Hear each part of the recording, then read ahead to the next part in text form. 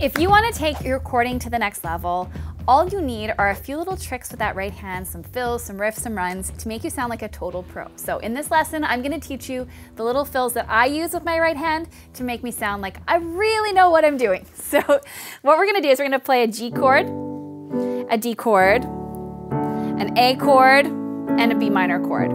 I just felt like this progression sounded familiar. It reminds me of this one. If I die young, bury me in satin, lay me down on a bed of roses. You know that song? So I'm going to teach you what you can do with this hand to make it sound really fancy. The first trick I want to teach you is a sus trill. So it's going to sound like this. It's really simple to do. You're really just rolling your fingers through the first 3 notes of the G scale, 1, 2, 3. You could also look at it as if you were rolling through a sus 2 to the 3. So however you want to view that, this is the motion you have to get used to. So you can practice this way, or rolling, using your wrist a little bit, but get really smooth at that. I'll show it here again. Now we can build off of that. So you could do this.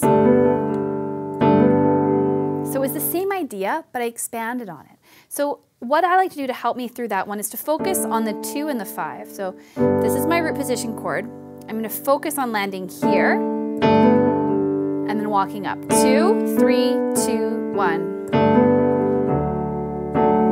I'll do it here. Sounds fancy, right? Again.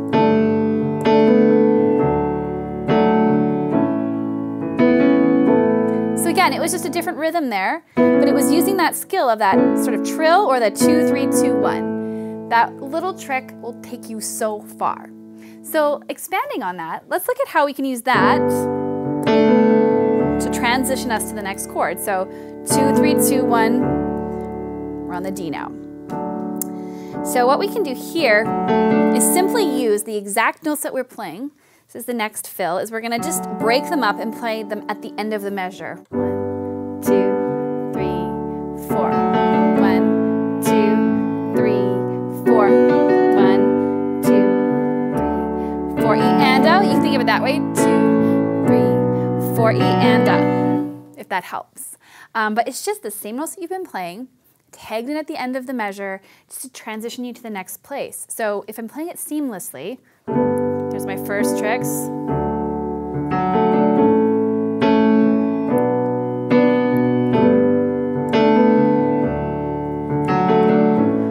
2, 3, 4. It's smooth. Now, one more thing to add to that. So we're kind of hanging out on this A. Say we want to do a little diversion. We want to use some of the keys up here. So I'm just going to do 1, 2, 3, 5 as like a little run up higher. So all together, it's the broken chord. We'll pass through it again. Here's our little 2, 3 trill. And here's our A chord. 1, 2, 3, 5. See how that all fits together? One more time.